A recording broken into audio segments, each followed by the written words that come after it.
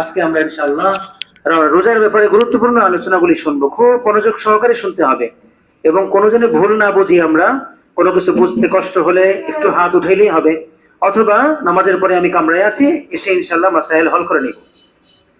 দিন শিখা জরুরি। আগে যদি শিক্ষাটাই না হয় তা আমি এটা প্রয়োগ করব কিভাবে, এটা কিভাবে আমি আদায় করব? রাসূল আকরাম সাল্লাল্লাহু আলাইহি ওয়াসাল্লাম তিনি রোজার ব্যাপারে, বিশেষ করে রমজানের রোজার ব্যাপারে গুরুত্বপূর্ণ একটি হাদিস আল্লাহ তাআলা তার জবানে বলিয়েছেন। সেটা হলো মান সামা রমাদানা ঈমানান ওয়া ইহতিসাবা। যে ব্যক্তি রমাদানুল মুবারকে রোজা রেখেছে, এক নম্বর হলো ঈমানের সাথে, দ্বিতীয় নম্বর হলো ইহতিসাবের সাথে।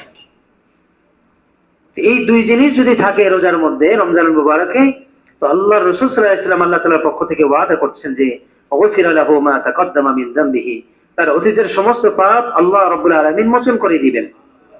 রোজা রাখলে মোচন হবে না, কিন্তু বুঝবো ভালো করে। এক নম্বর কি ভাই, কিসের সাথে রোজা? ঈমানের সাথে। দ্বিতীয় নম্বর হলো ইহতিসাবের সাথে। ঈমানের সাথে রোজা হলো, সমাজের সবাই রোজা রাখে, রমজান মাস না রাখলে কেমন দেখায়। গতবার রোজা রেখে দেখছি খুব ভালো লাগে, সারাদিন খাইয়া দেখছি ভালো না, এই জন্য এই বছর রোজা রাখলাম। রোজা রাখি কেন জানেন? ইফতারির সময় নিজের কেমন কেমন যেন লাগে, এই কেমন কেমন থেকে বাঁচার জন্য রোজা রাখছি। এটা ঈমানের রোজা না। আশা করি বুঝাতে পারছি আমি আপনাদেরকে। ঈমানের রোজা হলো আল্লাহ রাব্বুল আলামিন তিনি আমার রব, তিনি আমার মালিক, তিনি আমাকে বাঁচিয়ে রেখেছেন। তার বহুত বড় একটি আদেশ যে আমি যেন আল্লাহ তাআলার এই হুকুমকে পুরা করি। আল্লাহ তাআলার হুকুমের প্রতি সম্পূর্ণ শ্রদ্ধা রেখে এটাকে পুরা করাকে ঈমানের সাথে রোজা বা সিয়াম পালন বলা হয়। চেষ্টা করবো না ইনশাআল্লাহ ভাই? তা যে কটা রোজা আমি রাখছি, আল্লাহ তাআলার হুকুম জেনেই রাখছি, তার আদেশ পালনার্থেই কাজটা করছি, আদেশের বাহিরে নয়, সবার সাথে তালে তালে নয়, মন চাইলো সেই জন্য নয়, না রাখলে কেমন কেমন লাগে সেই জন্য নয়। অনেক নামাজিকে দেখা যায় যে নামাজ পড়ার পরে, সালাত আদায় করার পরে জবানে বলে আলহামদুলিল্লাহ, এখন একটু শান্ত হয়েছে, নামাজটা পড়ে ফেলাইছি তো এখন একটু ফ্রি হয়েছি আমি। তো উনি তো ডিউটি পালন করছেন, ওনার তো এই সালাত কি হয় নাই, ইবাদত হয় না, ঈমানের সাথে হয় নাই। হ্যাঁ, নামাজ পড়তে পারি নাই, অস্থিরতাটা ঈমান। অস্থিরতাটা কি বলেন? ঈমান। কিন্তু অস্থিরতাটা কেন ছিল, এটা আমলের পরে জবান থেকে প্রকাশ পাইতেছে যে আমি নামাজ না পড়লে কাজা হয়ে যেত, নামাজ না পড়লে জানি কেমন কেমন লাগে, মাথা ভার হয়েছিল, শরীরের মধ্যে একটা অস্থিরতা ছিল, এখন আদায় করছি, বাস আল্লাহ গেছে। হ্যাঁ, এটা নাকি? এটা না, বরং নামাজের প্রত্যেকটি ইবাদতের আগে আগ্রহটা থাকা ঈমানের লক্ষণ। কিন্তু ঈমানটা আল্লাহ রাব্বুল আলামিনের জন্য কিনা, এটা প্রকাশ পায় আমল করার পরে। যে আল্লাহ আপনি আমাকে তৌফিক দিয়েছেন, অত্যন্ত ত্রুটিপূর্ণ সাথে আমি আমলটা করেছি, আল্লাহ যেভাবে করা উচিত ছিল ওইভাবে করতে পারিনি, ক্ষমা করে দিয়েন। এই জন্যই তো নামাজের শেষ বৈঠকে আল্লাহুম্মা ইন্নী যালামতু নাফসি যুলমান কাসীরা, নামাজের সালাম ফিরানোর পরে আল্লাহর নবী সাল্লাল্লাহু আলাইহি ওয়াসাল্লাম 3 বার ইস্তিগফার করতেন। অথচ সবই তো ইবাদতই ছিল, কোন গুনাহের অবস্থাই তো ছিল না, কেন ইস্তেগফার করতেছেন? যে ঈমানদারের ইবাদতের অর্থই হলো এটা যে আমি কার আদেশ পুরা করেছি, তার মন মতন তো করতে পারি নাই, এজন্য ক্ষমা তার কাছ থেকে চেয়ে নেওয়া। মেরে ভাই, রমজানুল মুবারকের প্রত্যেকটি রোজা এবং বিশেষ করে প্রত্যেকটি আমল ঈমানের সাথে আমরা রাখবো ইনশাআল্লাহ। দ্বিতীয় নম্বর হলো ইহতিসাবের সাথে। ইহতিসাবের সাথে রোজা রাখার অর্থ হলো যে আল্লাহু আকবার, ওই যে লাআল্লাকুম তাত্তাকুন, গত জুমায় যে বলা হয়েছিল যে আমার রোজার ব্যাপারে হিসাব করা উচিত, যে আমি এই নেক আমলের দ্বারা কয়টা বদ আমলকে ছেড়ে দিলাম, আমার এই রোজা আমার ভিতরে প্রভাব বিস্তার করেছি না।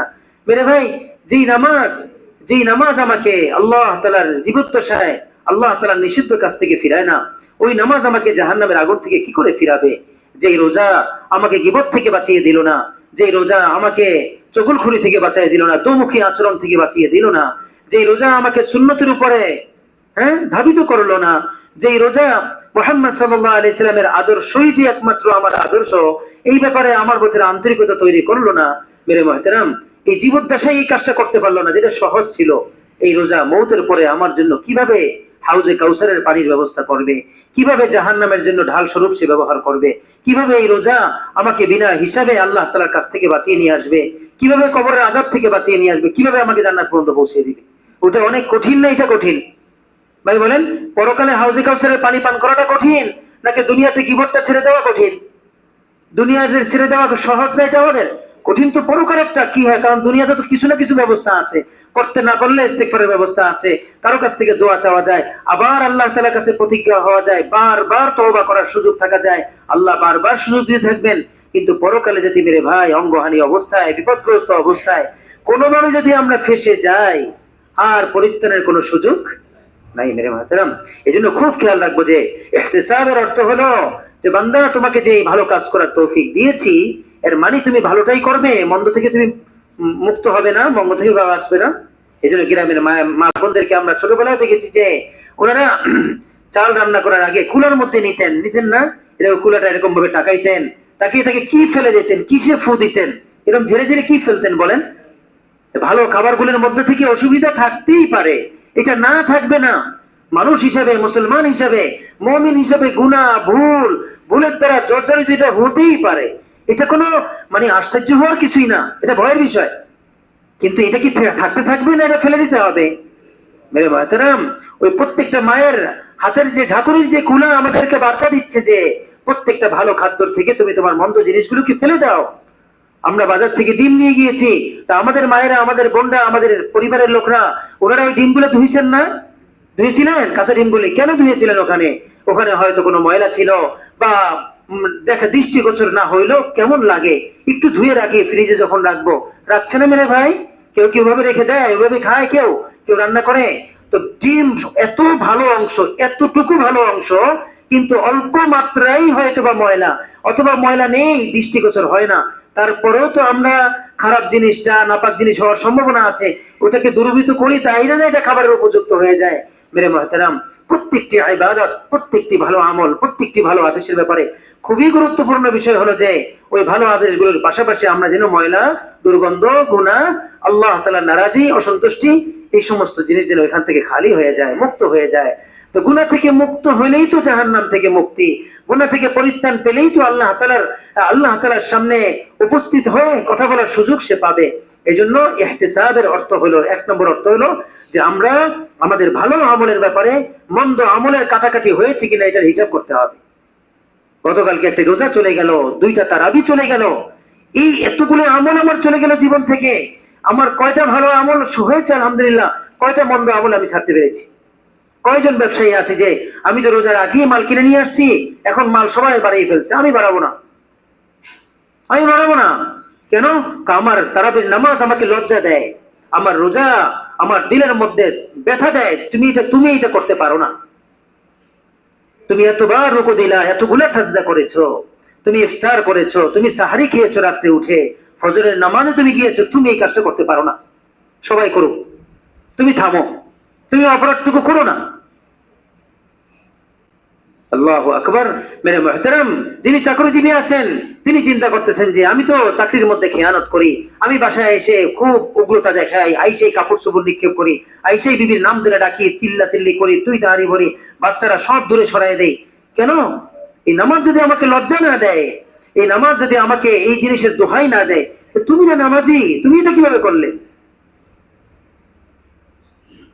তো তোমাদের কাছে কি নবী যায় নাই? তোমরা কেন জাহান্নামে এসেছো? ওই জাহান্নামে ফেরেশতাই তো তখন বলবে তুমি কেন এসেছো এই জায়গায়, তোমার নবী কি যায় নাই? এর মানে কি তুমি ভালো আমল করো নাই?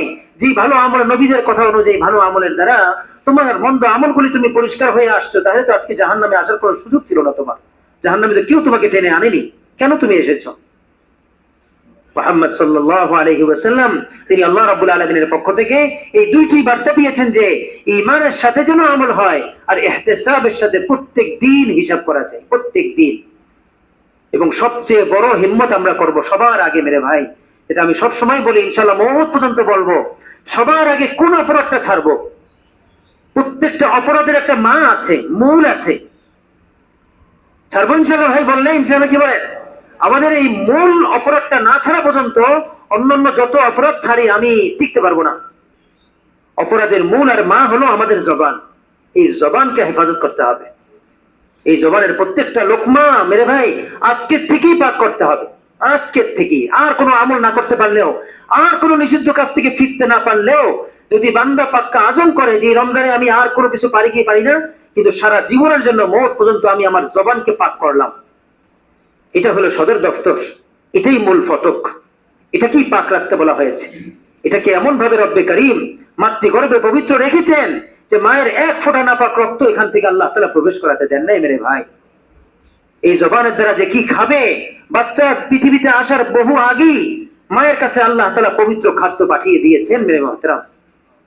আমার রব, আমাদের বানানোওয়ালা, আমাদের স্রষ্টা, তিনি আমাদের এই জবানকে আমাদের সৃষ্টির আগের থেকে পাক করেছেন।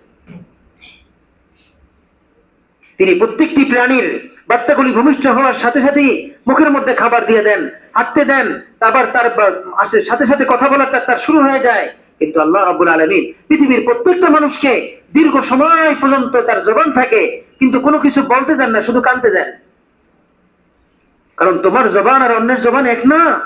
তুমি কি বলবে এটা আগে শোনো, ভালো করে বুঝো, ভালো করে শিখো, তারপরে বলবে। তোমাকে সময় দিলাম, শিখার জন্য আল্লাহ তাআলা সুযোগ দেন। এই জন্য মেরে ভাই, সবাই এটা আমার এরকম না যে ইমাম সাহেব বলছেন সবাই মনে করি যেটা আমি আমার জন্য সিদ্ধান্ত নিচ্ছি যে এই রমজানুল মুবারকে আমি এই কাজটা করবই এবং মত পর্যন্ত ধরে রাখবো যে আমার এই জবানের দ্বারা যা কিছু প্রবেশ করবে ভিতরে, যা কিছু ইন করবে সব পাক হবে, সর্বোচ্চ সতর্কতার সাথে খাবার হবে। গত জুমায় আলোচনা করেছিলাম মেরে ভাই, এর আগেও কয়েকটা জুমায় আলোচনা হয়েছিল। আমরা যেখানে আম ভাবে খাবার দেওয়া হয়, এই যে রমজানে এখন ইফতারি দেওয়া হইতেছে, আমরা জানি না, বড় দুঃখজনক মেরে ভাই, কেউ কষ্ট পেয়েন না। কত মানুষ ইফতারি করায় যাকাতের টাকা দিয়ে, আপনারা জানেন? কত মানুষ ফিতরা দিয়ে ইফতারি করায় দিতেছে। লা হাওলা ওয়ালা কুওয়াতা ইল্লা বিল্লাহ। ইমাম সাহেবরা খায়, সেখানে অনেক পথিকরা খায়, কত মানুষ। হ্যাঁ, কিছু লোক হয়তো উপযুক্ত। তা আমার জন্য তো যাকাত খাওয়া ঠিক না, আমি তো যাকাত দিই।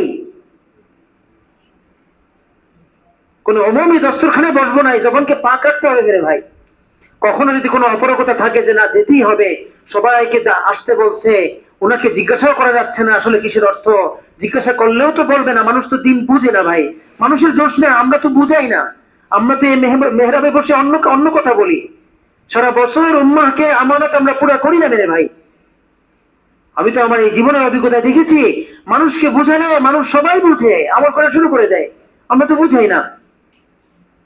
এই জন্য কোনো জায়গায় যদি অপারগতার সাথেও বড় কোনো দস্তরখানে, বড় কোনো খাবারে, ব্যাপক খাদ্যের মধ্যে আমাদের অংশগ্রহণ যদি বাধ্যতামূলক হয়, যেমন আত্মীয়তার সম্পর্কই থাকবে না, সামাজিক ভাবে একটা বিশৃঙ্খলা তৈরি হবে, আমি অনুপস্থিত থাকলে ওখানে ফিতনা হতে পারে, এটা আরো বড় গুনাহ না? তখন উপস্থিত হতে হবে, কিন্তু এইভাবে যে আপনিও ওই খাবারের মধ্যে অংশগ্রহণ করেন। আপনিও 500 টাকা দেন যে ভাই কিছু মনে করেন না, এটা রাখেন আমার পক্ষ থেকে। না না, এই 200 টাকা দিলাম, মনে মনে নিয়ত করেন এটা আমি হাদিয়া দিলাম না, আজকে যে খাবারগুলো এখান থেকে খাবো এটা আমি কিনেই খাইলাম। জবান তো বেঁচে গেল মেরে ভাই, জবান তো বেঁচে গেল, আমাকে তো বাঁচতে হবে। চেষ্টা করবো না ইনশাআল্লাহ। মুসলমানের লোকমা পাক হওয়া ছাড়া, মুসলমানের লোকমা পাক হওয়া ছাড়া খোদার কসম জিন্দিগিতেও মুসলমানের জিন্দিগি পাক হবে না। দিল পাক আগে না, আগে জবান পাক। আগে কি পাক? হ্যাঁ, দিল ওই পরিমাণ পবিত্র হবে যে পরিমাণ জবান পবিত্র হবে। এটাই হাদিস, এটাই আল্লাহর নবীর সুন্নাহ। সিরাত এবং সুন্নাহকে মিলিয়ে চলা উচিত আমাদের, একতরফা না। আল্লাহু আকবার। লা ইস্তাকিমু ঈমানু আবদিন হাত্তা ইস্তাকিমা কলবুহু। আল্লাহর নবীর স্পষ্ট হাদিস, বান্দার ঈমান ওই পর্যন্ত সঠিকভাবে হয় না যতক্ষণ পর্যন্ত তার অন্তর সঠিক না হয়। হাদিস শেষ হয়ে যায়নি, পরবর্তী হাদিস, পরের অংশের হাদিস, ওয়ালা ইস্তাকিমা কলবুহু হাত্তা ইস্তাকিমা লিসানুহু। বান্দার দিল ওই পর্যন্ত ঠিক হবে না যতক্ষণ পর্যন্ত তার জবান ঠিক না হবে। তা আগে জবান না আগে দিল? এই জবান মানুষের মুখ হলো আসল। চেষ্টা করবো ইনশাআল্লাহ এই রমজান মুবারকে মেরে ভাই আর কিছু না পারি, এটা অর্জন করি যে মওত পর্যন্ত এই জবানের মধ্যে তালা দিলাম, যে কোনো একটা হারাম তো দূরের কথা, কোনো সন্দেহযুক্ত খাদ্য যেন আমার এই জবানে প্রবেশ না করে। আদম আলাইহিস সালাম পৃথিবীতে কিন্তু আল্লাহ তাআলা পাঠিয়েছেন এই খাবারের কারণে, পরিধানের কারণে না, চলাফেরার কারণে। নিষিদ্ধ ছিল না অন্য কোনো কাজের ব্যাপারে, এই খাবারের ব্যাপারে আল্লাহ তাআলা নিষিদ্ধ করেছিলেন। খুব সতর্ক থাকবো, লম্বা আলোচনা আছে, এটা বললাম। দ্বিতীয় নম্বর হলো মেরে ভাই, এই জবান থেকে যা বের হয় এটা তো প্রবেশ করার কথা বললাম। এই জবান থেকে যা বের হয় সব যেন সত্য সত্য বের হয়। কোনো মিথ্যা, কোনো গুনাহ, কোনো চগলখড়ি, কোনো গীবত আর শিকায়াত, কোনো তহমত, খবরদার এই জবানকে তালা লাগাই, তালা। ওই ব্যক্তি সবচেয়ে বেশি বাহাদুর, ওই ব্যক্তির ঈমান সবচেয়ে বেশি নুরানি, ওই ব্যক্তির মওতের সময় জবান থেকে কালিমা বের হওয়া অতি সহজ। যে ব্যক্তি তার জবানকে হেফাজত করেছে, জবানকে। এই জন্য মুহাম্মদ সাল্লাল্লাহু আলাইহি ওয়াসাল্লামের এক হাদিস আছে, যে ব্যক্তি মেসওয়াক করবে, সব সময় মেসওয়াকের আদি বনবে, ইবাদত হিসেবে মেসওয়াক করবে, এই মেসওয়াকের ফজিলতে আসছে যে তার ঈমান নসিব, মওতের সময় তার ঈমান নসিব হবে। মেসওয়াক হাতে করে না ভাই, কোথায় করে মেসওয়াক? চেহারায় করে নাকি শরীরে নাকি মাথায়? কোন জায়গায় করে? এই জবানের মধ্যে করে, এই জবানের মধ্যে করে। এক সাহাবী আসছেন, ইয়া রাসূলুল্লাহ, রমজান মাসে আসছে, আয়েশা বলতেছেন যে ইয়া রাসূলুল্লাহ, রোজা অবস্থায় আমার বমি আসছে, কিন্তু আশ্চর্য হয়েছে যে বমির মধ্যে গোশত পড়তেছে। ইয়া রাসূলুল্লাহ, আমরা তো গোশত খাইনি। তো রাসূলুল্লাহ সাল্লাল্লাহু আলাইহি ওয়াসাল্লাম বললেন, তুমি রোজা অবস্থায় কারো গীবত করেছো, তুমি কি কোরআন শরীফের আয়াত পড়ো নাই? আয়াওয়াদু আহাদুকুম আইয়াকুলা লাহমা আখিহি মাইতা ফাকারিহতুমু, গীবত করছো, তুমি তো তোমার মৃত আপন ভাইয়ের গোশত খাইতেছো। আমরা গুনাহগার বিদায় আল্লাহ তাআলা আমাদেরকে ওইগুলো দেখান না। আমরা যদি সত্যিকারে তাদের মতন আমলের মধ্যে যদি উঠতাম, তাহলে আমরা এগুলো সচক্ষে দেখতে পারতাম যে গুনাহের কত খারাপ প্রভাব। তাহলে কষ্ট বের হয়েছে। হ্যাঁ, তো মেরে মুহতারাম, এগুলো খুব খেয়াল রাখবো যে আমাদের এই জবানটাকে পাক করার চেষ্টা করবো ইনশাআল্লাহ। হ্যাঁ, ইফতারের সময়, সাহারির সময়, দুই রাকাত আমাদের সালামের পর আয় আল্লাহ, আপনি আমার জবানকে পাক করে দেন, আপনি আমার জবানকে পাক করে দেন। আল্লাহ রাব্বুল আলামিন কোরআনে কারিমে ওয়াদা করেছেন, কোরআনে কারিমে যে এই জবানের ব্যাপারে আল্লাহ তাআলাকে ভয় করবে। ইয়া আইয়ুহাল্লাযীনা আমানুত্তাকুল্লাহ, ঈমানদাররা তোমরা এই জবানের ব্যাপারে আল্লাহ তাআলাকে ভয় করো। ওয়া কুলু কওলান সাদীদা, সঠিক কথাবার্তাগুলি বলো। তুমি তোমার জবানকে যদি সঠিক করতে পারো, ইউসলিহ লাকুম আমালাকুম ওয়া ইয়াগফির লাকুম যুনুবাকুম, তোমার যাবতীয় সমস্ত আমল আমি দায়িত্ব নিলাম, ঠিক করে দিব। তুমি খালি তোমার জবানের দায়িত্ব নাও। আল্লাহ নবী সাল্লাল্লাহু আলাইহি ওয়াসাল্লাম অনেক হাদিসে বলেছেন জবানের আয়াতে আনার ব্যাপারে। চেষ্টা করব ইনশাআল্লাহ ভাই। গালিগালাজ, ঝগড়া, ফাসাদ, গীবত, শিকায়াত, না আন্দাজে কোনো একটা কথাবার্তা বলে দেওয়া, কোনো একটা মন্তব্য করে দেওয়া, ধারণা করে দেওয়া, এই সমস্ত কাজ থেকে নিজের জবানকে পাক রাখবো ইনশাআল্লাহ। আল্লাহ রাব্বুল আলামিন আমাদেরকে আমল করার তৌফিক দিয়ে দেন। আজকে জরুরি কিছু বিষয় আমাদের সামনে, দ্বীনি বিষয় আমাদের সামনে আসছে। যে রমজানুল মুবারাকে দুইটি ফরজের আলোচনা তো গত জুমায় হয়ে গেছে। রমজানুল মুবারাকে কিছু বিষয় আছে যেটা আমাদের এখন থেকে জানা উচিত।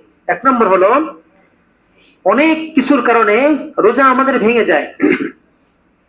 কিছু রোজা আছে যে ভেঙে গেলে এই রোজার কাজা করতে হয়, কিছু রোজা আছে ভেঙে গেলে কাফারা আদায় করতে হয়। কিছু রোজাদারের জন্য আল্লাহ রাব্বুল আলামিন ফিদিয়ার ব্যবস্থা করেছেন। তাহলে তিনটা আমরা পেলাম। এক হলো কাজা, দ্বিতীয় নম্বর কি ভাই? কাফারা, তৃতীয় নম্বর হলো ফিদিয়া। কি নাম ভাই বলেন? ফাফিদিয়াতুম মিন সিয়ামিন আও সাদাকাতিন আও, কোরআনে কারীমে আল্লাহ তাআলা বলেছেন যে প্রথম হলো কাদা। কাদা কিভাবে হয়? কোনো মানুষ অসুস্থ, এত অসুস্থ যে উনি রোজা রাখতে পারছেন না, যেমন সাহারি খেয়েছেন, আজকে দ্বিতীয় রোজা রেখেছেন, হঠাৎ করে এত জ্বর হয়েছে যে শরীরের কাঁপুনি ধরে গেছে, তার সে স্বাভাবিক নেই, এখন আর সামলাইতে পারছে না, তাকে পানি পান করতে হচ্ছে। অভিজ্ঞ ডাক্তার তিনিও বলছেন যে না, ওনাকে ওষুধ খাওয়ানো দরকার। এই অবস্থায় সে চাইনি, তারপরে অপারগ হয়ে তার রোজা ভাঙতে হয়েছে। এই ব্যক্তির জন্য হলো রোজা কাজা করবে। অর্থাৎ কাজার অর্থ হলো একটা রোজার বিনিময়ে রমজানুল মুবারকের বাহিরে একটি রোজা রাখবে। আশা করি বুঝাতে পেরেছি। এটা কি বলা হয়? অর্থাৎ কাজা বলা হয় যেটা মানে অনিচ্ছা সত্ত্বেও অনেক সময় অপারগতার কারণে যে রোজাগুলি ভেঙে যায়, ওইটার জন্য কি হবে? কাজা আদায় করতে হবে। আর কাফারা হলো যেই রোজা রাখার পরে ইচ্ছা করে রোজা ভেঙেছে। যেমন আমাদের মধ্যে একটা ভুল মাসাইল আছে দুইটা বিষয়ে।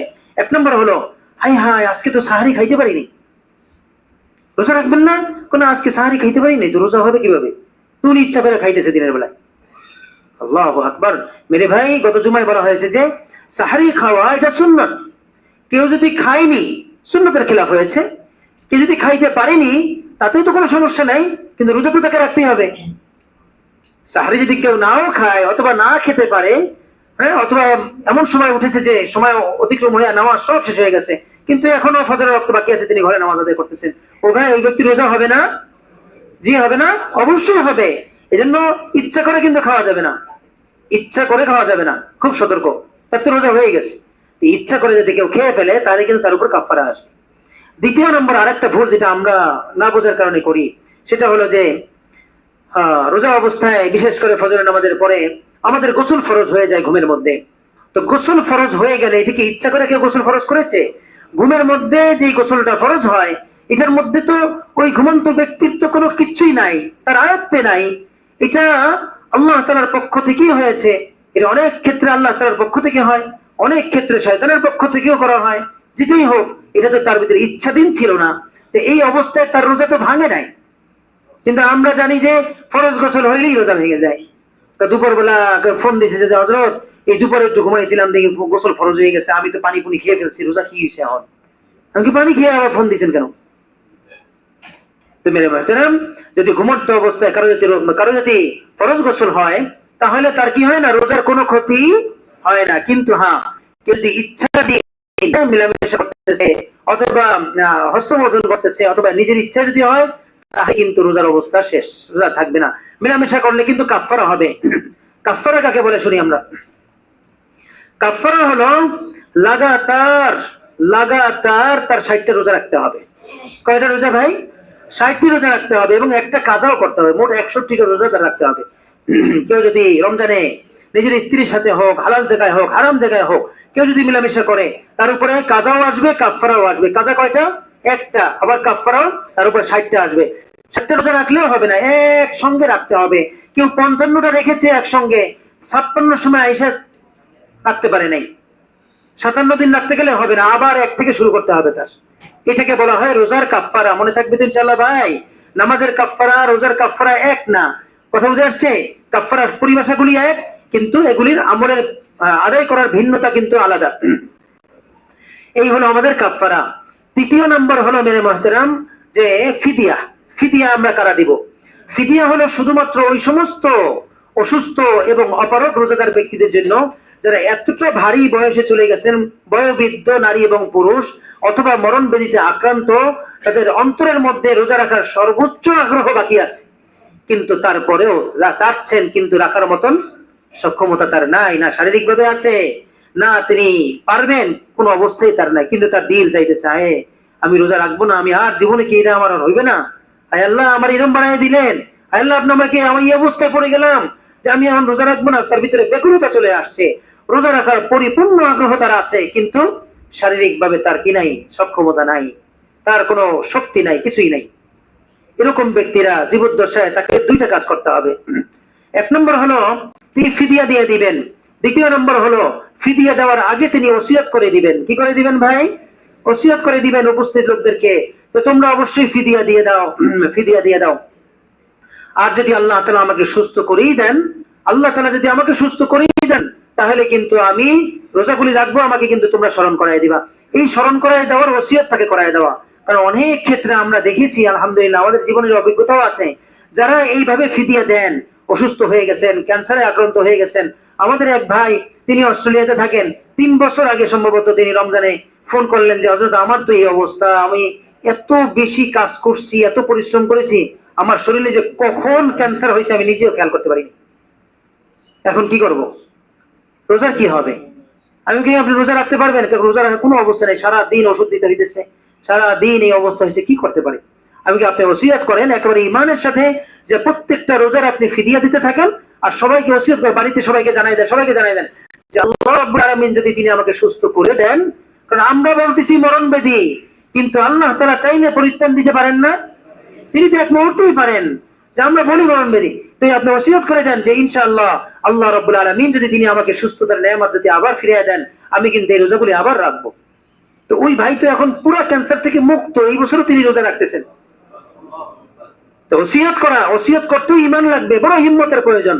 যারা অপরাধ ব্যক্তি আছেন তারা অবশ্যই আমরা কি করে দিব, এটার ফিদিয়া আদায় করে দিব। ফিদিয়া হলো সাদাকাতুল ফিতরের যে পরিমাপগুলি, ইনশাআল্লাহ আগামী জুমায় আমরা কিছু যাকাতের আলোচনা আসবে, তারপরের জুমায় বা কিছু সাদাকাতুল ফিতরের নিসাবগুলি আলোচনা হবে। এই সাদাকাতুল ফিতরের হিসাব করে আমরা ইনশাআল্লাহ প্রত্যেকটা রোজার বিনিময়ে একটা একটা করে ফিদিয়া আমরা দিয়ে দিব। এক একটা ফিদিয়া ভাঙা যাবে না, একটা ফিদিয়া একটা রোজার জন্য একজন অসহায় ব্যক্তিকে দিতে হবে। ফিদিয়া মসজিদে দেওয়া যায় না, ফিদিয়া মাদ্রাসায় দেওয়া যায় না, ফিদিয়া ধনী মানুষকে দেওয়া যায় না, ফিদিয়া দিয়ে ইফতার করানো যায় না, ফিদিয়া দিয়া কোনো মেহমানের মেহমানদারি করানো যায় না, ফিদিয়া দিয়া কোনো জনকল্যাণ কাজ করা যায় না। ফিদিয়া একমাত্র ওই ব্যক্তিরাই পাবে যারা একমাত্র যাকাত পাওয়ার যোগ্য। কথা বুঝে আসছে ভাই? কোনো মাদ্রাসায় যদি আমরা দিতে চাই, কোন মসজিদে যদি আমরা দিতে চাই, মসজিদে মাদ্রাসায় দেওয়া যাবে না। মসজিদে এসে আপনি খাদেম সাহেবের সাথে কথা বলেন যে হযরত আপনার উপর জাকাত, আপনি জাকাত দেন কিনা, বা আপনার শারীরিক আপনার আর্থিক অবস্থা কি আছে, ব্যক্তি মুয়াজ্জিনকে দেন, ব্যক্তি ইমামকে দেন যদি তিনি জাকাত নেওয়ার যোগ্য থাকেন, ব্যক্তি খাদেম সাহেবকে দেন। চেষ্টা করব তারপরও যারা দিনের কাজ করেন তাদেরকে জাকাত ফিতরা না দিয়ে, আমি যদি 10টা টাকা ফিদিয়া দিতে পারি, তা আমি কি 5টা টাকা হাদিয়া হালাল উপার্জন দিয়ে এই দিনদার ব্যক্তিদেরকে দিতে পারি না? চেষ্টা করবো মেরে ভাই, কিন্তু মসজিদে দান বাক্স দিব না। আর দ্বিতীয় নম্বর হলো মাদ্রাসায়, মাদ্রাসায় কখনোই দেব না আমরা। মাদ্রাসায় যে অফিসে বসবো, যে খাতা দেখবো, ওখানে সব রেজুলেশন আছে, সব হিসাব লেখা আছে। দেখা যাবে যে প্রত্যেক মাসে 4000 করে বাচ্চারা দেয়। হঠাৎ করে 2জন তালেব ইলম আছে ছাত্র, যে এরা মাত্র 100 টাকা 500 টাকা করে লেখা প্রত্যেক মাস। এর মানে কি? সে অসহায়, দিতে পারতেছে না, 5-6 মাস বাকি আছে। তো খবর নেন, অভিভাবকের নাম্বার নেন, অনেক কাজ আপনার করতে হবে, কারণ ইবাদতটা আপনার, দায়িত্ব আপনার। তারপরে আপনি দফতরে বলেন এই বাচ্চার কত টাকা হয়েছে, এই নেন ফিদিয়া দিয়ে দিলাম, এই নেন জাকাত থেকে দিয়ে দিলাম, এই নেন ফিতরাত থেকে আমি দিয়ে দিলাম। ওই বাচ্চার নামে উল্লেখ করে রিসিপ্টটাও বাচ্চার নামে কাটা হবে। কাইটা তারপরে আপনি নিয়ে আসেন, আপনার ফিদিয়া আদায় হয়ে গেল। কিন্তু ঢালাভাবে লিল্লা বোর্ডিং, এতিমখানা এভাবে আমরা দিব না। রাগ করছেন নাকি কেউ? আমাদের আমানত বলার দরকার বললাম। আবার কেউ বলবেন না তো মসজিদ মাদ্রাসার বিপক্ষে আছে। মসজিদ মাদ্রাসার বিপক্ষে না ভাই, দিনের পক্ষে আমরা। ঠিক আছে, চেষ্টা করবো যেন আল্লাহ তাআলা আমাদের জন্য আসান করে দেয়। এইগুলো একটা কাজা। দ্বিতীয় নম্বর হলো কাফারা, আমরা বুঝতে পারলাম। তৃতীয় নম্বর হলো ফিদিয়া। চেষ্টা করব আমরা, অনেক ব্যবসায়ীরা, চাকরিজীবীরা, তাদেরকে কে বা কারা জানে বুঝিয়েছে, আমি বলবো তো ইবলিসই বুঝিয়েছে, যে আপনি সারাদিন পরিশ্রম করেন, রোজা না রাখলে অসুবিধা নাই, আপনার রোজার যে ইফতার সাহারি যে খাবার টাবার খান, একটা হিসাব করে আপনি তাকে টাকা দিয়ে দেন। অথবা কোনো একজন ইমাম, মুয়াজ্জিন, খাদেম, মাদ্রাসার কোনো একটা তালেব ইলমের আপনি পুরা খরচ দিয়ে দেন রমজান মাসের, আপনার রোজা রাখতে হবে না। এরকম কিছু আছে নাকি ভাই? আপনারা কি বলেন? এভাবে করা যাবে? খবরদার, এগুলি কোনোদিনই করা যাবে না। এই কাজ যারা করবে তাদেরকে একটু মহব্বত করেন, কাছে বসান, বুঝাইলে বসবে। আলহামদুলিল্লাহ, আমরা আমাদের চোখে অনেককে বুঝিয়েছি, আগে বুঝতেছেন না, এরকম করতেন। আলহামদুলিল্লাহ, বুঝানোর পরে এখন তো 2-3 বছর তারা পুরো রোজা রাখতেছে, আল্লাহর মেহেরবানি। উম্মতকে বুঝাইতে হবে, মহব্বতের সাথে বলতে হবে। ফতোয়া দেওয়া যাবে না, মাসলা বলবো না। বলছিলেন হ্যাঁ মেয়া মসলা জানেন, বলবো না, বলবো যে ভাই দিন তো আমার দরকার, আসেন দিন দরকার না, দিনটা আমরা শিখি। মাসআলা শব্দটা ব্যবহার হতে হতে এমন অবস্থা যে মানুষ বিরক্ত হয়ে গেছে। এই আইছে মুন্সি একটা মসলা দিতে আইছে, না কোনো মাসলা নাই, কোনো ফতোয়া নাই, এটা উলামায়ে কেরামের কাজ করবো। আমরা সবাই ব্যাপকভাবে উম্মতের সাধারণ লোকদের মধ্যে দিন নিয়ে আলোচনা করব। ভাই দিন তো এইটা, এইভাবে আমল করলে আমাদের আমলটা সঠিক হবে। দেখুন না, মানুষ প্রত্যেকটা কথা কতটা স্বাচ্ছন্দ্যে, কতটা আন্তরিকতার সাথে গ্রহণ করে, চিন্তা করা যাবে না। যারা আমরা মনে করছি যে খুব উগ্র, না এরা আমার চাইতেও ভালো। চেষ্টা করবো ইনশাল্লাহ ভাই, চেষ্টা করবো না, আল্লাহ তাআলা তৌফিক দান করে দেন। এই হলো আমাদের কাজা, কাফারা এবং ফিতরার বিষয়ে আমাদের আলোচনা হলো। এখন আসুন মেরে মুহতারাম, রোজা অবস্থায় কি কি কাজ করতে পারবো এবং পারবো না, কতগুলি ভুল বিষয় আমাদের সামনে আছে। 1 নম্বর হলো রোজা অবস্থায় নখ কাটা যায় না, চুল কাটা যায় না, এটা ভুল কথা। রোজা অবস্থায় চুল আর নখ কাটলে, গোফ কাটলে, হ্যাঁ গুপ্তাঙ্গের পশমগুলো কাটলে রোজার কোনো সমস্যা নাই। এমনকি নখ কাটতে গিয়া যদি রক্ত বের হয়ে যায়, মাথা সাজতে গিয়া, মাথা সাজা সুন্নত না, যদি কোনো কারণে সাজতে হয়, খুশকি হয়ে গেছে, আক্রান্ত হয়ে গেছে, বা অস্থির লাগে, অনেক মানুষ চুল রাখতেই পারে না, অপারগতা আছে, কোনো কারণে শাস্তি গিয়ে যদি বিলেটের দাগ পড়ে, রক্তক্ষরণ হয়, চামড়া উঠে গেছে, তাতেও রোজার কোনো সমস্যা নাই মেরে মুহতারাম, কোনো সমস্যা নেই। এই হলো 1। দ্বিতীয় নম্বর হলো মেরে মুহতারাম, চোখের মধ্যে, কানের মধ্যে, এই সমস্ত চোখে, মুখে, এই 2 জায়গায় যদি কোনো কিছু ভিতরে প্রবেশ করে তাহলে কিন্তু রোজা ভেঙে যাবে। কিন্তু চোখে যদি প্রবেশ করে রোজা ভাঙবে না। কিন্তু অনেক উলামায়ে কেরাম ইদানিং বলতেছেন যে চোখের দ্বারাও ভাঙবে। এই জন্য আমাদের উচিত হলো, যেহেতু উলামায়ে কেরামের মধ্যে দ্বিমত পাওয়া যাচ্ছে, তা আমরা রোজা অবস্থায় চোখেও কোনো কিছু জানি দেওয়া না লাগে, দেওয়া লাগলেও আমরা সাহারি এবং ইফতারির সময় দিয়ে দেবো ইনশাল্লাহ। আর যদি কেউ বেশি অপরাধ হয়ে যায় যে রোজায় ডুরুদ তাকে দিতেই হবে 4 ঘন্টা পর পর, তাহলে অবশ্যই এদিকের উলামায়ে কেরামের মত নিয়ে আমরা এই সুযোগটুকু গ্রহণ করতে পারি, তার দ্বারা কি ভাঙবে না? রোজা ভাঙবে না। কিন্তু কানে এবং মুখে এই 2 জায়গায় কোনো কিছু প্রবেশ করলে কি হয়ে যাবে? রোজা কিন্তু ভেঙে যাবে। ভাই স্পষ্ট হয়েছি আমরা সবাই? এখন আসুন মেরে মুহতারাম, শরীরের মধ্যে যদি আমরা তেল লাগাই, কি লাগিয়েছি? তৈল লাগাইতেছি, এর দ্বারা রোজার কোনো সমস্যা হয় নাই। রোজা অবস্থায় যদি কেউ গোসল করতেই থাকে তাতেও কোনো সমস্যা নাই। একটা ভুল কথা আছে যে বেশি গোসল করলে, পানির মধ্যে ডুব দিয়ে থাকলে তোমার এই পশমের গোড়া দিয়ে ভিতরে পানি প্রবেশ করে। হ্যাঁ বলে না এরকম যে ভাই আসলে পানি প্রবেশ করে না, তো উঠলে যে পানি গোসল করে আসলে যে শরীর ঘামায়, এটা হলো পরিশ্রম হয়েছে আপনার, সেই পরিশ্রমের কারণে ঘামাইতেছে। ভিতরে পানি ঢুকবে কিভাবে? তৃতীয় নম্বর হলো, কথার কথা মেনেই নিলাম পশমের গোড়া থেকে পানি প্রবেশ করে, পশমের গোড়া দিয়ে যদি পানি প্রবেশ করেও শরীরের মধ্যে, তাতেও রোজা ভাঙবে না। কথা বুঝাতে পারলাম? এখন আসুন ভাই, রোজা ভাঙ্গে কি কারণে, খুব ভালো করে বুঝি। দুইটা কারণে রোজা ভাঙবে বাহির থেকে কোনো কিছু প্রবেশ করলে। এক নম্বর হলো মস্তিষ্ক, মানুষের ব্রেন, যেখানে মস্তিষ্কটা থাকে না, এইটার মধ্যে যদি কোনো কিছু প্রবেশ করে, যেমন নাক দিয়ে পানি ভিতরে চলে গেছে, বাহিরের কোনো কিছু যদি প্রবেশ করে, নাকের ময়লা গেছে তাতে সমস্যা নেই, যেটা ভিতরে আছে ভিতরে গেল, মুখের ভিতরে গেছে তাতে কোনো সমস্যা নেই, কিন্তু বাহির থেকে কোনো কিছু যদি প্রবেশ করে, তার মাথার মধ্যে যদি চলে যায় ইচ্ছাকৃত ভাবে, তাহলে কি হয়ে যাবে ভাই বলেন? রোজা ভেঙে যাবে। আপনি পথ দিয়ে আসতেছেন, হঠাৎ করে আপনার নাকের মধ্যে অনেকগুলি ধোঁয়া গেল, গাড়ির ধোঁয়া হতে পারে, অথবা কোনো কিছুর ধোঁয়া আপনার নাকে প্রবেশ করে ফেলছে, আপনি তো চান নাই, ইচ্ছা করে করেন নাই, এটা মস্তিষ্কে চলে গেছে, এর দ্বারা রোজার কোনো সমস্যা হবে না। কিন্তু আপনি ইচ্ছাকৃত ভাবে, মুয়াজ্জিন সাহেব, ইমাম সাহেব, খাদেম সাহেব ফজরের নামাজে মশার কামড়ে সহ্য করতে পারে না, কি করবে, উড়ে মশা, তো ওনারা সবাই মিলে কয়েল জ্বালাইছে, তো কয়েলের ধোঁয়া ছড়াই গেছে না, মসজিদে ধোঁয়া ভরে গেছে, আগরবাতি জ্বালাইছে, রমজান মাস একটু ঘ্রাণ ছড়াক ভাই, রমজান মাসের ঘ্রাণ তো একেবারে ইফতার থেকে নিয়ে সাহারি রাত পর্যন্ত। এরপরে শুধুমাত্র আমরা আতরের সুগন্ধি লাগাতে পারি, যেটার মধ্যে কোনো ধোঁয়া হয় না, ঘ্রাণ হয়, ওটা লাগাতে পারি। এই জন্য ফজরের নামাজের সময় কয়েল জ্বালাবো না, এটা হলো ইচ্ছাকৃত ভাবে, এটার দ্বারা কিন্তু রোজার সমস্যা তৈরি হবে, এটা আমরা খেয়াল রাখবো। কারণ এই ঘ্রাণগুলির দ্বারা কোথায় যায়, ঘ্রাণগুলি মস্তিষ্কে চলে যায়, মস্তিষ্কে যদি কোনো কিছু প্রবেশ করে তখন হবে। আচ্ছা, কোনো কারণে কেউ যদি পানির নিচে ডুব দেয়, বেশি সময় ডুবে ছিল, বা যে কোনো কারণে হোক, হঠাৎ করে নাক টানতে গিয়েই টস করে পানি ভেতরে চলে গেছে, আর ওই সময় তার মনে ছিল যে আমি কিন্তু রোজাদার, কোথায় চলে গেল, ভিতরে চলে গেল না, তার রোজা কিন্তু ভেঙে যাবে। এই সমস্ত কারণে রোজা ভেঙে গেলে সারাদিন রোজা অবস্থায় থাকতে হবে, থাক ভেঙে গেছে এখন খাই না, খাওয়া যাবে না, কিন্তু ওই রোজার ইজ্জত সম্মান, রোজাদার ব্যক্তিদের সম্মানে আমাকে সারা দিন উপবাস থাকতে হবে, রোজা তো আর হইতেছে না আমাদের। এই হলো এক জায়গা। দ্বিতীয় নম্বর হলো মানুষের পেট, পেটের ভিতরে যদি ইচ্ছাকৃত বাহিরের কোনো কিছু প্রবেশ করে তাহলে রোজা ভাঙ্গে। তাহলে দুই জায়গায় জিনিস প্রবেশ করলে বাহিরের ইচ্ছাকৃত ভাবে, তাহলে রোজা ভাঙ্গে। এছাড়া সব জায়গায় কোনো কিছু ইচ্ছাকৃত প্রবেশ করলেও কি হয় না ভাই, রোজা ভাঙে না। তাহলে মানুষের মস্তিষ্কে প্রবেশ করার রাস্তা হলো দুইটা, এক হলো নাক, দ্বিতীয় নম্বর কি, মুখ। আর মানুষের পেটের মধ্যেও প্রবেশ করার রাস্তা কিন্তু দুইটা, একটা হলো জবান আর একটা হলো বায়ুপথ। কথা বুঝে আসলো ভাই? দুইজনের দুইটা দুইটা করে রাস্তা আছে।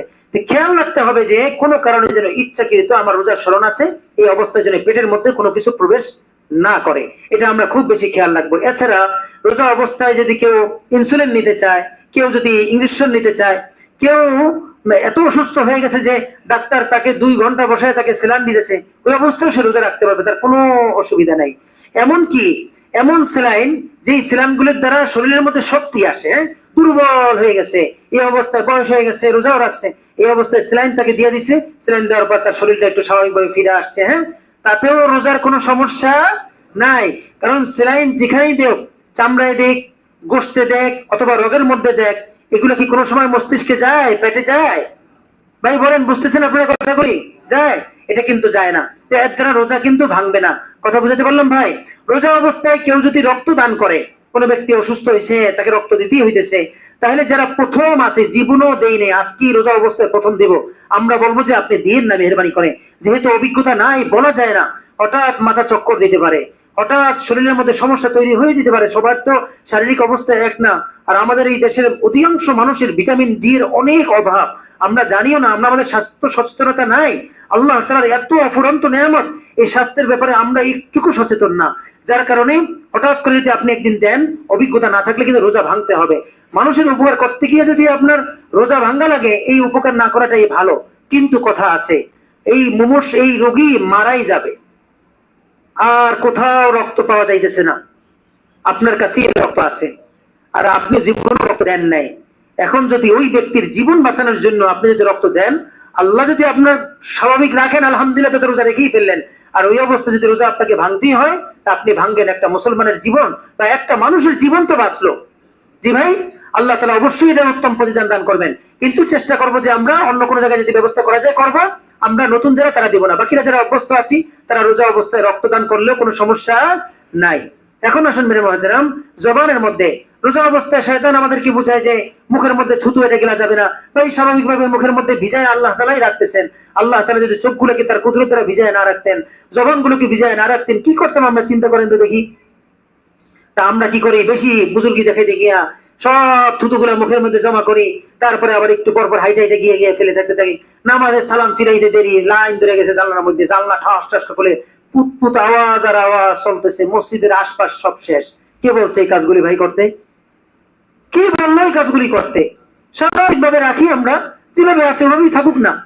এগুলো মুখের মধ্যে জমাবো না, এগুলো আমরা বাইরেও ফেলবো না, স্বাভাবিক থাকবো। আল্লাহ তাআলা এত কঠিন করে দেননি তো আমাদের জন্য, তিনি তো আমাদের জন্য সহজ করে দিয়েছেন। এই ব্যাপারে আমরা খুব বেশি আমরা ইনশাআল্লাহ ভাই খেয়াল রাখবো। কেউ যদি রোজা অবস্থায় চুল যদি টাই না উঠায়, তাতেও রোজার কোনো সমস্যা হবে না। এখন আসেন মেনে না গোসল করা যাবে কিনা। অনেকে বলে যে রোজা অবস্থায় গোসল করলে তোমার রোজা হালকা হয়ে যায়, এরকম না। গোসলের ব্যাপারে রোজাদারের ব্যাপারে গোসলের একটা কথা আছে, সেটা হলো যে রোজা রাখতে রাখতে বা এই যে আজকে দুইটা গেল একটু কষ্ট কম হয়, আস্তে আস্তে যখন হতে থাকবে একটু অভ্যস্ত হয়ে যেতে থাকবে, আবার স্বাভাবিক হবে, আবার কষ্টের তীব্রতাও বাড়বে। এই কষ্টটা দূর করার জন্য অনেক সময় আমরা কি করি, গোসল করি। হ্যাঁ, তো এই কষ্টটা দূর করার জন্য গোসলটা আমরা করব না, চেষ্টা করবো যেন এই কষ্টটা নিয়ে যেন আমরা সারাদিন থাকতে। কিন্তু হ্যাঁ, যারা খেটে খাওয়া দিন মজুর মুসলমান আছেন, এত কষ্ট করতেছেন, রিক্সা চালান, ভ্যান চালান, মাটি কাটেন, অনেক কষ্ট করেন ওনারা হালাল রুজির জন্য, এদিকে রোজাও রাখতেছেন, কিন্তু এমন অবস্থা হয়ে গেছে যে তারা সহ্য করতে পারছেন না। তখন রোজা না ভেঙে কমসে কম যদি সে গোসলও করে, পানির মধ্যে চুবায়ে থাকলে কিছুটা ঠান্ডা অনুভব হয়, ঠান্ডা গামছা তোয়ালিয়া শরীরের সাথে রাখলে একটু রোজাটা একটু স্বাভাবিক লাগে, তাহলে করতে পারে, কোনো সমস্যা নাই। আর এই সমস্ত ব্যক্তিরা যদি একেবারে কষ্ট বেশি হয়েই যায়, পরিশ্রম করতে হয়, হালাল রুজির ব্যবস্থা করতে হয়, কিছু করার তাদের নাই, এই অবস্থায় যদি অপারগ হয়ে যায়, তা রোজা রাখবে, কিন্তু জীবন মরণের পরিস্থিতি যদি হয়ে যায়, তাহলে রোজা ভাঙার অনুমতি তাদের আছে। এটার জন্য সে শুধু কাজা করবে, কাফারা না। কিন্তু ঢালাও ভাবে বলবো না যে দিন মজুর খেটে খাওয়া মুসলমানরা রোজা না রাখলেও চলবে, এই কথা কিন্তু আমরা বলবো না কখনো। ঠিক আছে না ইনশাল্লাহ ভাই? এই বিষয়গুলি আমরা খেয়াল রাখবো ইনশাল্লাহ ভাই। আর একটা বিষয় হলো যে রোজা অবস্থায় রক্ত আসে, আমাদের কি আসে ভাই? রক্ত আসে। এই রক্তগুলি আমরা খুব খেয়াল রাখবো যে মুখের মধ্যে নামাজ পড়তেছি, ব্যস্ত আছি, তো মুখের মধ্যে লবণাক্ত ভাব আসতেছে, তার মানে কি বুঝতে পারছি কি এসেছে? রক্ত আসছে। যদি রক্ত আসে তাহলে আমরা খবরদার ওই স্বাভাবিক যে থুতুর কথা বলা হয়েছে এইভাবে আমরা থুতুটাকে ব্যবহার করবো না, ওইটা মুখেই থাকতে থাকুক, ওইটা আমরা ফেলে দিব। কিন্তু ফেলে দেওয়ার পরে আমি চলে আসবো না, ফেলে দেওয়ার পরে ঠান্ডা পানি মুখের মধ্যে নিয়ে কিছু সময় রাখি, পানিটা আস্তে ফেলাই, একেবারে প্রেসার দিয়ে ফেলবো না, আবার জিহ্বা দিয়ে টাইনা আবার টেস্ট করবো না দেহি বেরোয় কিনা, বা এইগুলো করতে বললো কে? মুখের মধ্যে ঠান্ডা পানি নিই, কিছু সময় রাখি, ঠান্ডাটা লাগলে রক্তক্ষরণটা বন্ধ হবে। ঠিক আছে ইনশাআল্লাহ? ভালো করে মেসওয়াক এবং ব্রাশগুলি করলে দাঁতের মাঝখানে অনেক সময় জীবাণু হয়, বিভিন্ন ধরনের ক্ষত হয়, এগুলোর থেকে যদি আমরা মুক্তি দিতে চাই এই দুর্ঘটনাগুলি ঘটবে না। এগুলো মুখের ব্যাপারে আরেকটা জরুরি বিষয় আছে যে বমি। আমরা অনেকেই জানি যে রোজা অবস্থায় বমি হইলেই রোজা ভেঙে যায়, এই কথা কিন্তু সঠিক না, এটা কিন্তু সঠিক না। অনিচ্ছা সত্ত্বে যদি কারো বমি আসতেই থাকে, যেমন অনেক গর্ভবতী মায়েরা আছেন অথবা যাদের গ্যাস্ট্রিক বেশি আছে, হ্যাঁ, ইফতারিতেও খাইছে পোড়া তেলের প্রসেসড ফুড সে খাইছে, আবার সাহারির সময় দুইটা পেঁয়াজ উপায় সামলাইতে পারে নাই, সারাদিন তেল খাইতেই থাকে, ভাজা পোড়া খাইতেই থাকে, এগুলো করবো। এগুলির কারণে এমন গ্যাস্ট্রিক তার হয়েছে যে রোজা অবস্থায় চুকা ঢেকুর আসতেই থাকে, মাথা ঘুরাইতেই থাকে, চোখ কেমন যেন লাগে, অস্থির লাগে, আর দোষ সব আল্লাহ তাআলার উপরে চাপাই দেয়। আল্লাহ রোজার ব্যবস্থাটা করছেন কাম, কি দরকার ছিল ভাই? জুলুম তো আমি আমার উপরে করলাম, কত অপরাধ করেছি, অল্প বয়সের মানুষ, বয়স বেশি একটা হয় নাই, 30 বছর হয় নাই, 40 বছর হয় নাই, হার্ট অ্যাটাক করতেছে, ব্রেন স্ট্রোক করতেছে, কেন কেন করলাম? আল্লাহ তাআলা তো হার্ট অ্যাটাক পাঠায় না আপনার কাছে, আপনি টাইমে আনছেন। খাবারগুলো ঠিক করেন, জীবনের গতিটা সুন্দর করে সাজাই, আমরা সারাদিন খেতে থাকবো আমরা। তাহলে সারাদিন চাকরি কেন করি না, সারাদিন ব্যবসা কেন করি না? সারাদিন করি, বাস্তব একটা মানুষ। শুক্রবার দিন কেন সরকারি ছুটি রাখা হয়েছে, শনিবার দিন কেন সরকারি ছুটি রাখা হয়েছে? যে একটা মানুষ, তারে তো শারীরিক মানসিক ভাবে তাকে স্বস্তি না দিলে এ তো সব ধ্বংস হয়ে যাবে। তা আমার শরীরটাকে সময় দিতে হবে না মেরে ভাই? এই জন্য অনিচ্ছা সত্ত্বে যদি বমি হতেই থাকে, তার দ্বারা কি হয় না ভাই, মুখ বইরা হোক অল্প হোক, এটার দ্বারা রোজা ভাঙে না। আর একটা হলো কিছু চুকা ঢেকুর আসে, আমাদের চুকা আসে, কিছু আমাদের কি হয়, অনুভবও হয়। তো চুকা ঢেকুরটা যদি স্বেচ্ছায় চলে যায়, তাহলে রোজার কোনো সমস্যা নাই। কিন্তু চুকা ঢেকুরটা আসার পরে আমি আবার একটু চেষ্টা করছি বের করার জন্য, তারপরে আবার গিলে ফেলছি, তাহলে কিন্তু রোজা শেষ। ভাই কথাগুলো বুঝতে পারতেছেন আপনারা? দিন বুঝবো, আমরা বুঝার পরে আমরা আমল করবো, তাহলে সহজ হবে আমাদের জন্য। এই চুকা চুকা দেখুন, স্বেচ্ছায় এসেছে, স্বেচ্ছায় চলে গেছে। আমার কোনো কি ছিল না, হাত ছিল না। হাত ছিল আগে যে আমি কেন এই পেস্টিকটা আমি নিজেকে নিজে বানাইলাম, ঠিক আছে? তো এই অবস্থায় রোজার সমস্যা নাই। আর একটা হলো চুকা চুকা দেখুন আসছে, আসার পরে আমি আবার কিছুটা চেষ্টা করছি, আইনা আবার টাস করে গেলে ফেলছি। তো এইটার দ্বারা কিন্তু আমার ইচ্ছা আছে, আমার ইচ্ছাধীন হয়েছে বিদায় আবার কিন্তু রোজা ভেঙে যাবে। তো এই ব্যাপারে আমরা খেয়াল রাখবো মেরে ভাই, যে মুখ ভরে বমি এমনি এমনি সারাদিন হতে থাকলেও রোজা অবস্থা কি হয় না, রোজা ভাঙে না।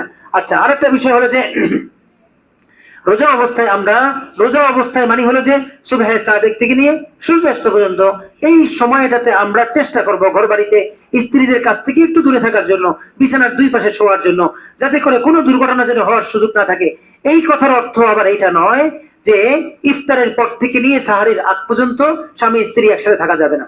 রমজান মাস হয়েছে না, তোমার রুম ঠিক করছো, যাও না যাও না যাও, ওই রুমে ভুলে ভাড়া দেবে না এই রুমে, এটা নাকি ভাই? ইন্না লিল্লাহি ওয়া ইন্না ইলাইহি রাজিউন। স্বামী স্ত্রী কাছাকাছি থাকবে, কিন্তু রোজা অবস্থায় আমি জানি আমার কি অবস্থা হতে পারে, সেই হিসাবে আমরা একটু সতর্ক থাকলাম।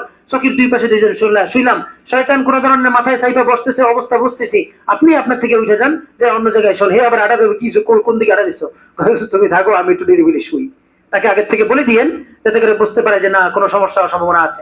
কারণ এটা তো হতেই পারে, কারণ এটা কিন্তু বহুত বড় সমস্যা। 60টা রোজা আপনার রাখতে হবে, লাগাতার রাখতে হবে। কিন্তু এর অর্থ এটা নয় যে রাতের বেলায় আমরা কাছাকাছি থাকবো না, রাতের বেলায় হক আদায় করবো, তা দিনের বেলায় শয়তানের সুযোগ পাবে না ইনশাল্লাহ। এভাবে চেষ্টা করবেন ইনশাল্লাহ। পুরো রমজানে এটা ভুল যে আমরা রোজাদার ব্যক্তিরা 30 দিন স্বামী স্ত্রী থেকে পৃথক থাকি, এটা করবো না, ঠিক আছে ইনশাল্লাহ ভাই? এইগুলো আমাদের কোন জরুরি যে বিষয়গুলি আছে এগুলি। পুরুষের লজ্জাস্থান থেকে কয়েক ধরনের পানি বের হতে পারে, একটাকে মজি আর ওদি, আরেকটাকে ওদি বলা হয়। যেমন নাকি উত্তেজনা, খারাপ জিনিস চিন্তা আসছে, দেখছে, বা যে কোনো কারণে হোক রোজা অবস্থায় আসছে, অথবা রাতের বেলায় চিন্তা ভাবনা করছিল, ওই চিন্তা ভাবনার প্রভাবটা দিনের বেলায় রোজার মধ্যে এসে গেছে, যার কারণে লজ্জাস্থান থেকে মুখের লালার মতন কিছু কিছু বের হইতেছে, কাপড়ে লাগছে, অনুভব হইছে, তাকায়ও দেখছে হইছে, চাপ দিয়ে দেখছে বের হইছে। এখন কি হবে? এখন অজু ভাঙছে, রোজার কিচ্ছু, বলেন ভাই, রোজার কিচ্ছু হয় নাই। আর একটা হলো ওদি, বয়স ভারী হওয়ার কারণে, অনেক বয়স হয়ে গেছে, অথবা শারীরিক খেয়ানত করার কারণে এখন তার খারাপ কোনো চিন্তা আসে না, খারাপ কিছু জানতে চায় না, করতে চায় না, দেখতে চায় না, শুনতেও চায় না, কিন্তু শরীর যে নষ্ট করে ফেলছে। এখন রোজা অবস্থায় বসতে গেলে, দাঁড়াইতে গেলে, লড়াচড়া করলে, কেউ ডাক দিলে, হঠাৎ আওয়াজ হইলে তার লজ্জাস্থান থেকে অনিচ্ছা সত্ত্বেও কোনো কিছু বের হয়ে যাইতেছে। এটা ঘন হইতে পারে, যে অবস্থায় চা বের হোক, এর দ্বারা রোজার কোনো সমস্যা নাই। উনি রোগী, এই জন্য ওনার অজু ভেঙে গেছে। কি ভাঙে নাই? বলেন না ভাই, কি ভাঙে নাই? রোজা ভাঙে, কি ভেঙেছে? অজু ভেঙে গেছে। এটা আমরা খেয়াল রাখবো। আমাদের মা বোনরা যারা আছেন, মা বোনদের ব্যাপারে খুব সতর্ক থাকি আমরা। আমরা তাদের ব্যাপারে মাসাইল গুলি শিখি না, হায়েজ নিফাজের মাসাইল গুলি আমরা জানতেও চাই না। হায়েজ নিফাজের মাসাইল সংক্ষেপে বলি, যতটুকু আপনাদেরকে বলা যায়, বাকি আমরা উলামায়ে কিরামের সহবতে গিয়ে পূর্ণাঙ্গ জানবো। বিশেষ করে আপনার জনের কি অবস্থা, এটা ভালো করে জানা নিবেন, নাহলে পবিত্রতা ছাড়া আপনি কি অবস্থা হবে, কত বড় গুনাহের কাজ হয়ে যাবে। নামাজের কি হবে, রোজার কি অবস্থা হবে, তিলাওয়াতের কি হবে, বাইতুল্লাহ গেলে তাওয়াফের কি অবস্থা হবে, এদিকে শারীরিক হক আদায় কিভাবে হবে, সব সমস্যা ওই জায়গার সাথে সম্পৃক্ত না ভাই, বলেন? এই জন্য আমরা সবার আগে খেয়াল রাখবো যে রক্তক্ষরণ মানেই হলো হায়েজ না। রক্তক্ষরণ মানেই কি না, রক্ত বের হইলেই হায়েজ বলবো না। নারীরা দুই ধরনের হন। এক নম্বর হলো যাদের শারীরিক অবস্থা ঠিক আছে, খাবার দাবার ঠিক আছে, ঘুম বিশ্রাম ঠিক আছে, পানি ঠিক মতন খায়, নিজের শরীরের হক আদায় করে, পিতামাতা ছোট থেকে সন্তানের ব্যাপারে এই ব্যাপারে সচেতন ছিল, এরকম ভাবে যারা শারীরিক ফিটনেসটা ঠিক রাখেন, আলহামদুলিল্লাহ, তাদেরকে আল্লাহ তাআলা যে নিয়ামতটুকু দেন, সেটা হলো যে তাদের একটা নির্দিষ্ট টাইম আল্লাহ তাআলাই দিয়ে দেন। প্রত্যেকটা মাসে সর্বনিম্ন 3 দিন, সর্বোচ্চ 10 দিন। তাই বলেন, আল্লাহ প্রদত্ত সর্বনিম্ন কয় দিন? সর্বোচ্চ 10 দিন। তো যার 3 দিন সর্বনিম্ন, কমসে কম একজন সুস্থ নারীর জন্য তার 3 দিন, তার নামাজ, তার রোজা, তার তেলাওয়াত, তার বাইতুল্লাহর তাওয়াফ, এগুলি আল্লাহ তাআলার পক্ষ থেকে নিষিদ্ধ থাকে। স্বামী স্ত্রী কাছাকাছি ওই আমল পুরো করা নিষিদ্ধ আল্লাহ তাআলা করে দেন। এটা তো কমসে কম 3 দিন আল্লাহ তাআলার পক্ষ থেকে। এটা এখন 4 দিন হতে পারে, 5 দিন, 6 দিন, 7 দিন, 8 দিন, 9 দিন, 10 দিন। 10 দিনের বেশি হতেই পারে না। এখন আমরা আমাদের বুঝতে হবে যে আমার ঘর বলার জন্য ওনার কি টাইম নির্দিষ্ট আছে কিনা, যে 5 তারিখ থেকে শুরু হয়, 9 তারিখে যায় শেষ হয়ে যায়, 1 তারিখ থেকে শুরু হয়, 4 তারিখে এসে শেষ হয়ে যায়, মাশাআল্লাহ পুরো সুন্দর টাইম। যার টাইমিংটা ঠিক আছে, ওনার রক্তপাত হোক বা না হোক ওই সময়ের মধ্যে তিনি নামাজ ছেড়ে দিবেন, নামাজ মাফ করে দিয়েছেন আল্লাহ রাব্বুল আলামিন। আর রোজাকে আল্লাহ তাআলা স্থগিত করার সুযোগ দিয়ে দিয়েছেন। আর হলো স্বামী স্ত্রীর কাছাকাছি যাওয়া, আল্লাহ তাআলার কাছাকাছি যেতে পারবে, জড়ায় ধরতে পারবে, চুমু দিতে পারবে, সব করতে পারবে, কিন্তু মিলামেশা করতে পারবে না। এই ব্যাপারে আমরা খুব খেয়াল রাখবো, যে আর যেই কয়দিন ওই টাইমটা আমরা খেয়াল রাখবো, ঠিক আছে ইনশাল্লাহ।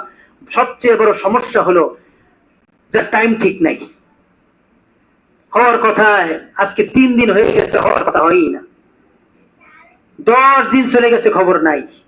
এখন শুরু হয়েছে, শুরু হয়ে 1 দিন হয়েছে, আবার 5 দিন খবর নাই। আর করবে কি উনি?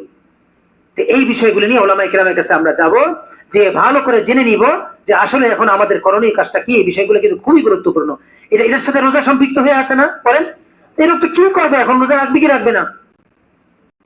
এই জন্য আমার মাসাইল জিজ্ঞাসা করে এইভাবে, হুজুর রক্ত 2 দিন আগে ছিল না, এই এখন রক্ত বেরিয়েছে, সকালে রোজা রাখছে, বিকেল বেলা শুরু হয়েছে, কি করবে? এখন আমাদের তো প্রশ্ন এটা থাকে যে ভাই, আপনি উনি যে রোজা রেখেছেন ওনার কি টাইম ঠিক আছে কিনা, ওই টাইমের মধ্যে কি হয়েছে? তো টাইমের মধ্যে যদি ওনার কয়দিন হয়, 4 দিন হয়, 4 দিনের বেশি হয় না, 4 দিনই হয়, টাইম মতনই হয়, তো রোজা রাখতে বলছে কে? না, আমরা তো জানি রক্ত না হইলে রোজা রাখতে হয়। ভাই কথা আপনাদেরকে বোঝাতে পেরেছি আশা করি ইনশাআল্লাহ। হ্যাঁ ভাই, যার নির্দিষ্ট টাইম আছে, তারপরে অল্প অল্প রক্ত বেরিয়েছে অথবা বেরিয়ে হয় নাই, তাকে তো নামাজ থেকে নিষিদ্ধ থাকতেই হবে, রোজা তাকে স্থগিত করে দিয়েছেন আল্লাহ রাব্বুল আলামিন। কিন্তু যার টাইম ঠিক নাই, আগামাতা ঠিক নাই, নির্দিষ্ট নাই, উল্টা পাল্টা সব, তাহলে এই অবস্থায় খুব দ্রুত ওলামায়ে কেরামের সোহবতে গিয়ে নিজের জনের ভালো করে খোঁজখবর নেই। আমি নিজেও তো জানি না আমার ঘরের অবস্থা কি, কেমনে ইবাদত করবে, কেমনে কি অবস্থা হবে, এই অবস্থায় মিলামিশায় কত বড় গুনাহ। এই অবস্থা যদি আল্লাহ মাফ করে দেয়, বাচ্চা কনসেভ হয়, বাচ্চা হয় না, আমরা কত নারীদেরকে তালাক দিয়ে দিতেছি। যে দেখেন হাসপাতালে গাইনি ডাক্তারের কাছে যায় দেখেন, অল্প বয়সের মেয়েদের কারো বাচ্চা কনসেভ হইতেছে না, বাচ্চা গর্ভধারণ হয় না। এটা কি কারণে? আমাদের লাইফ স্টাইল নষ্ট করেছি আমরা, খাদ্য নষ্ট করেছি আমরা, আমাদের ঘুম বিশ্রাম ঠিক নাই, আমাদের জীবনের প্রতি, দেহের প্রতি কি পরিমাণ খেয়ানত আমরা করেছি।